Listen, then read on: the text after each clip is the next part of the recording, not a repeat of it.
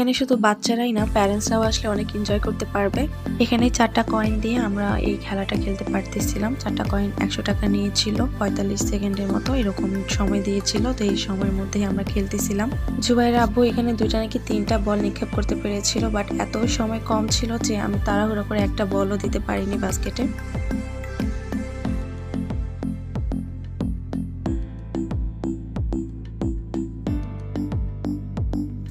এখন আসলাম ফিউচার ওয়ার্ল্ডের মেইন পয়েন্টে, যেটা হচ্ছে হ্যাপি সিটি। এখানে তো বাচ্চারা আসলে সহজে এখান থেকে বের হতে চায় না। এখানে শুধুমাত্র বাচ্চারাই এন্টার করতে পারবে, এখানে প্যারেন্টসরা অ্যালাউ না।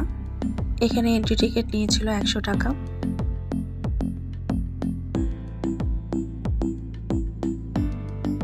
এখানে আর অনেক বাচ্চারাই ছিল, সবাই একসাথে অনেক এনজয় করতেছিল। আর জুবাইর তো ফেভারিট জিনিস পেয়ে গিয়েছে এতক্ষণে, ওর পছন্দের খেলাই হচ্ছে এই স্লাইড।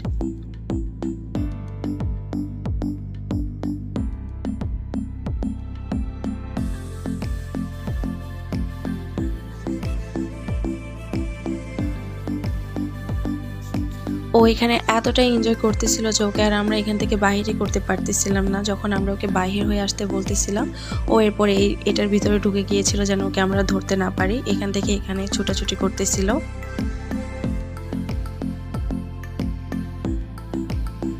বাচ্চাদের কিছু সময় আনন্দে কাটানোর জন্য ফিউচার ওয়ার্ল্ড বেস্ট একটা প্লেস মনে হয়েছে আমার কাছে।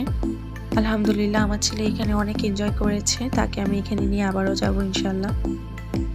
আজকের মতো এখানেই বিদায় নিচ্ছি। আমার এই ছোট্ট মিনি ব্লগটা আপনাদের কাছে কেমন লেগেছে তা আমাকে অবশ্যই জানাবেন। আল্লাহ হাফেজ।